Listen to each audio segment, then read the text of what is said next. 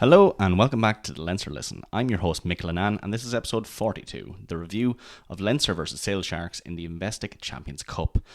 Yes, this episode's content will be the Champions Cup quarter-final results, the overall opinion of the game, the recap of the game events, and then a look into the Champions Cup semi-final picture after this weekend. Alright folks, so let's get into the results of the Investec Champions Cup quarter-finals, and it has been an absolute energetic one to say the least. Starting off there, we have Leinster 43, Sale Sharks 13, so yes, we'll talk a lot more about that in this episode. But moving on from that, quite an upset here actually. Toulon 22, Glasgow Warriors 19, and if you remember, I actually did call that result.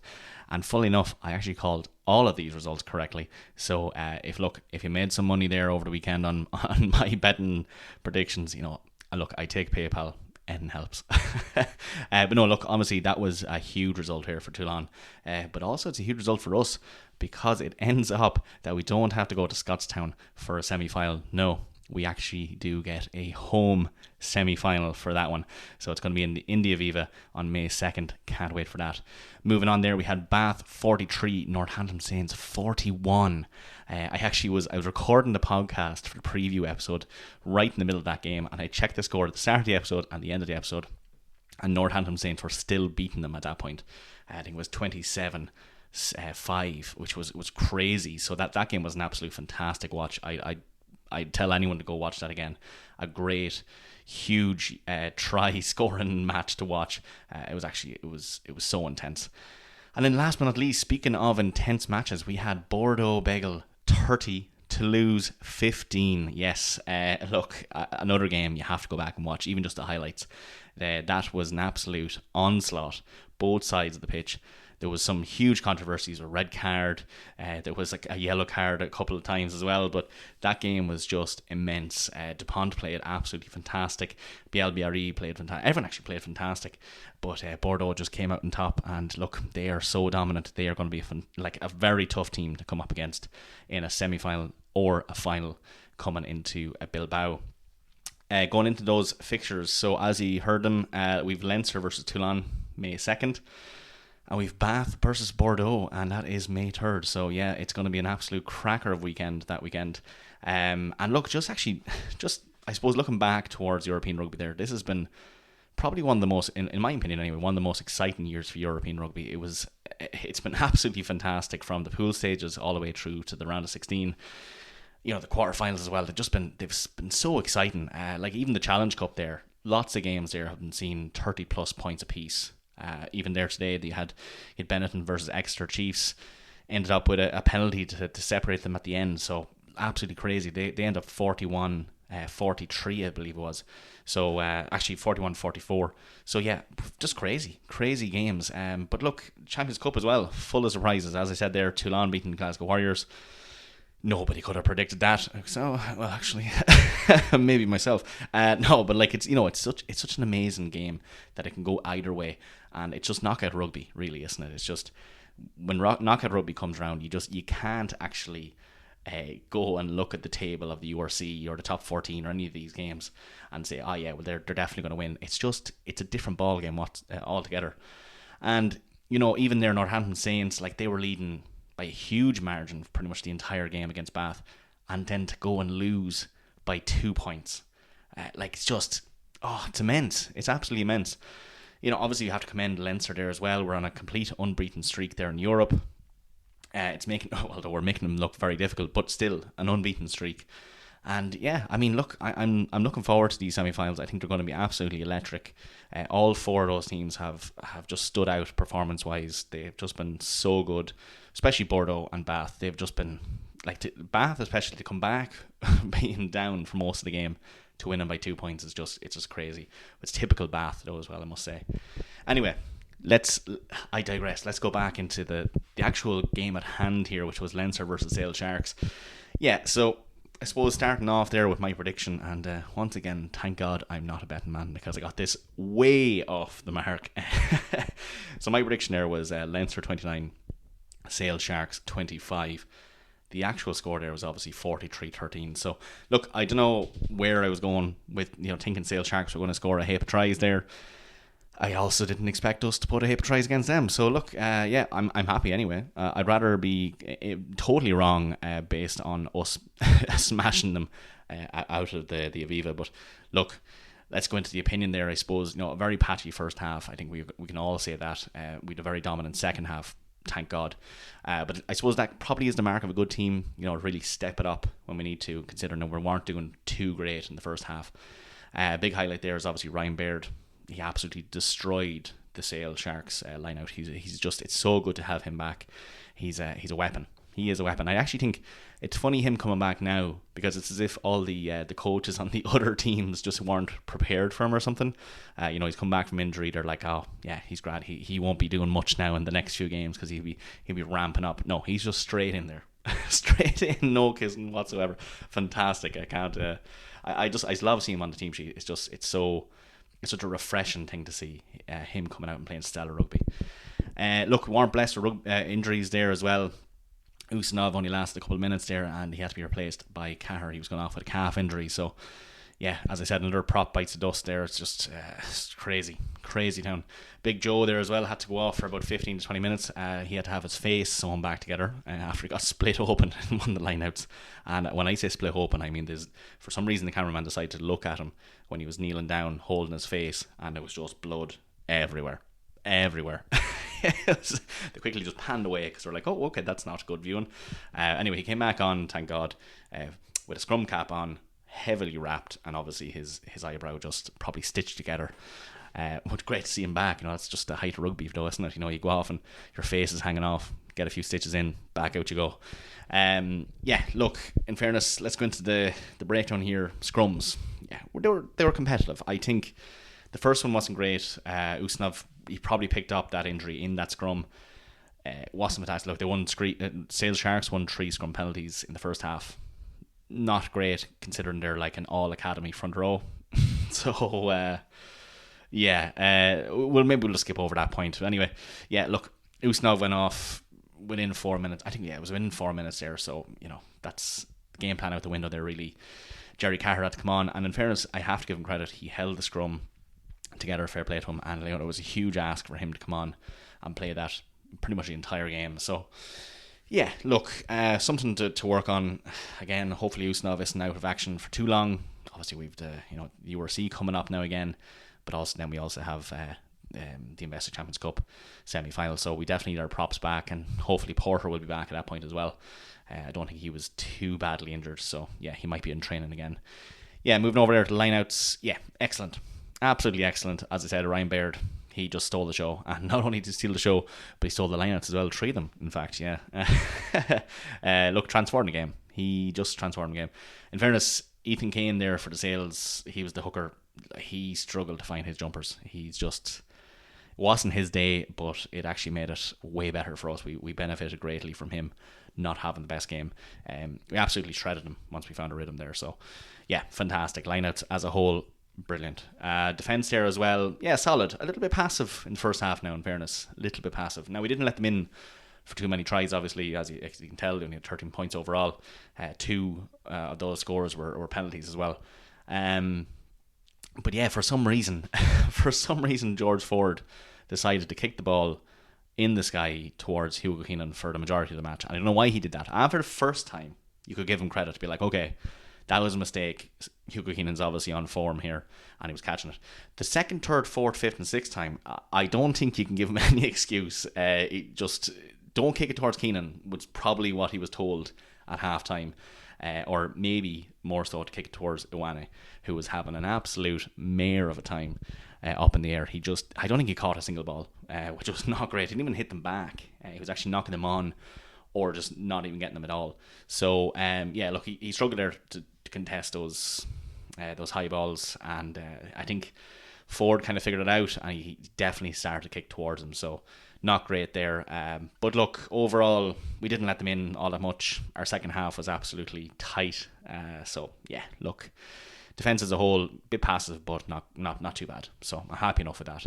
Now the attack, a little bit frustrating at times. And it's more not because we didn't do a great attacking structure, or we weren't like fast at the rucks, or we weren't having pace, or we weren't doing like a cool kind of game plan. No, it was actually because we had an awful lot of handling errors. It felt like every time we got close to getting towards our 5 metres or 10 metres, we just fumbled the ball, or it slipped out in the ruck, or it was a bad pass back that brought us back a couple of metres. But when we did get going now, in fairness, there was real pace and real precision there as well. Like, you had Iwane, who was passing Ringrose, who was going through the furlong, like looping back around to Osborne as well. And then Conan and Baird were just like in the pod formation, just non-stop there as well. So that was kind of the move pretty much for the entire game. But look, it worked out for us. I don't think you can kind of fault it. The lineouts mauls weren't really doing much for us, so we had to go to the wings and stuff. But yeah, look, I mean, we put a flurry of tries in. Can you ever really complain about the attacking structure if we're putting a flurry of tries in against a team? I don't think you can. So yeah, look, a little bit frustrating with the handling errors, but our discipline was fantastic as well. So like we didn't get, I don't even think we got a single yellow card. So that's what you want to see. Now, going into some notable Leinster players there. Yeah, Ryan Baird. One word: savage. Just savage. 3 line-out steals, try for himself. He's an unstoppable carrier. It's just, again, I say it again, he's just so nice to have back on that squad. He is a refreshing glass of water on a very hot day for us going into those lineouts. It's just brilliant. He was actually definitely a man of the match contender for me. I think he was just probably nipped on the line by Dan Sheehan, who was my next notable Leinster player there as well. Yeah, look, Dan led the team fantastically in Doris's absence. He had a try for himself, a very crucial line-out throw under pressure as well. He's just a rampaging man going through those when he has a line break as well. So it's fantastic. He got man of the match, obviously, thoroughly deserved. Fair play to him. Next up there, Jack Conan. Yeah, I think I'm going to say Jack Conan because he just did everything that he was supposed to do, and he did them with a bit of finesse. He's an all-round performant. He's a very quick engine there as well. Like, he had a key pass there out to Baird, which was the third try for Leinster as well. So part of the tries, part of the assist, that's what you want. He just did the job well. And now I'm going to say the last but not least here is Harry Byrne, and I have to commend him here as well. Like, another game, solid kicking. 5 out of 6 attempts. He's really just he's just hammering home the nail that, to Cullen to say, you need to depend on me for these big games, and he's proved it. So yeah, Harry Byrne deserves it. He missed one conversion there. Is that really a problem? No, I don't think so. He had some nice attacking structure there with the kicks as well. He did one, it just didn't hop nicely enough for Iwane. But I think he's definitely there. I think he has it as the fly half shirt suits him now. I think he's moved into his own. He's confident in himself. He knows that Prendergast isn't there to back him up on the bench. Like, he's not even there in the 23. So I think just not having him on the bench has taken the stress off Harry Byrne's shoulders, and he's just playing fantastically. So long may it last. We need a 10 who's consistent, especially going into this semi-final. Referee there, Pierre Bousset. Yeah, I went into the preview saying, please, Pierre, don't do an Ireland versus New Zealand style match, or the Northampton Saints game the last time. And he didn't really, in fairness. Like, he probably had one marginal call there, and that was the very, very, very harsh penalty on Big Joe for not releasing before winning a turnover. Thought that was very, very harsh. But look, if that's the only thing I can give out about, he must have done a good job. So yeah, happy enough. In a line, if I was to describe it, look, we were like an old steam locomotive. We were slow to start, but when we got going, we were absolutely unstoppable. So yeah, fantastic game, folks. Looking forward to the semi-final. Alright, folks, getting into the match events here. 10th minute, there we had a try for Leinster. Dan Sheehan, line out secured. Phases built, Gibson Park bypass Bears decoy, which was fantastic, and then Sheehan just steamed in with the ball. That was successfully converted by Harry Byrne, since it was just under the posts. Brought the score to Leinster 7, Sale Sharks 0. 35th minute then, there was a penalty for Sale Sharks. A long spell where we had nothing going for us. And George Ford just slotted that over to get himself Leinster 7, Sale Sharks 3. 36th minute then, Sale Sharks got their first yellow, right before half time. Dan Dupree's there. Deliberate knock on to deny Leinster pretty much a likely try, so that sent him off to the bin for 10 minutes. Half-time score there was Leinster 7, Sale Sharks 3, and then 3 minutes into the second half they got their second yellow, meaning they went down to 13 men pretty rapid. That was a Simon McIntyre there, so 43rd minute, yellow card, 13 men on the pitch for them. Not only a minute later, we capitalised on that 44th minute try, Leinster, and none other than Hugo Keenan. Baird actually stole the line out, which was fantastic. Then there was a couple of phases, and Byrne was helping out in the attacking line, and it was Ringrose who actually pierced through the defence, and then Baird was alongside, who passed to Keenan. Now he could have went himself, so another point there to why Baird is just an absolutely brilliant player. He could have went for glory, and he didn't. He passed it into Hugo Keenan, so a very nice try for him. Unfortunately, that was not converted by Harry Byrne. Brought the score: Leinster 12, Sale Sharks 3. 47 minute there, we actually gave a penalty away to Sale Sharks, and they closed the gap on us, and it was Leinster 12, Sale Sharks 6. But didn't take too long, and then 54th minute, a try for Leinster, Ryan Baird. Yeah, look, Owane offload to Ringrose there, ball went through to Furlong, and as I said, that kind of looping pass from Osborne, Keenan, Conan kind of situation there. Lovely little pass out of Baird, who was in the far left corner, and that was actually slotted over by Harry Byrne as well. Brought to score: Leinster 19, Sale Sharks 6. Didn't have to wait too long then for another try for Leinster, 57th minute, none other than Raiko Wane. Yeah, so really shining through with those tries now lately. We had a lovely cut loose there through the middle, and we just bet Sale Sharks, no bother to them. So that was actually successfully converted there by Harry Byrne as well. Brought the score to Leinster 26, Sale Sharks 6.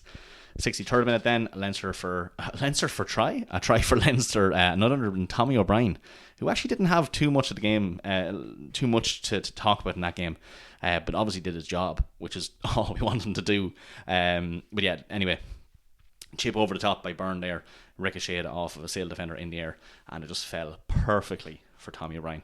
And that was actually successfully converted as well by Harry Byrne. Brought to score: Leinster 33, Sale Sharks 6. 69th minute then, try for Sale Sharks, and their first, mind you. Alex Wills getting that one, and lovely little offload in fairness from a build up from Tom O'Flaherty, cross into the left corner, so they got their first one. That was successfully converted by George Ford. Brought to score: Leinster 33, Sale Sharks 13. 75th minute then, we actually got a penalty, and Harry Byrne just nicely slotted that over for us. It was only a 5 metre out as well, so it was multiple offsides from Sale Sharks. Brought score: Leinster 36, Sale Sharks 13. And then last but not least, on the 80th minute, a lovely little Jamie Osborne try for us. Sheehan absolutely rampaging deep into the Sale half, fed Osborne his first, but also the 6th try for us, and the last action of the game. And that was actually slotted over by Harry Byrne, bringing the score and the final score: Leinster 43, Sale Sharks 13. Man of the match there was Dan Sheehan, and obviously deserved it. He, obviously scored the opening try, captained the team very well, threw brilliant lineouts pretty much the entire game. And yeah, loads of line breaks there as well. So obviously he set up Osborne's try at the end. So tour de force performance, as you could say, played practically the entire game at full pace. So fantastic for him.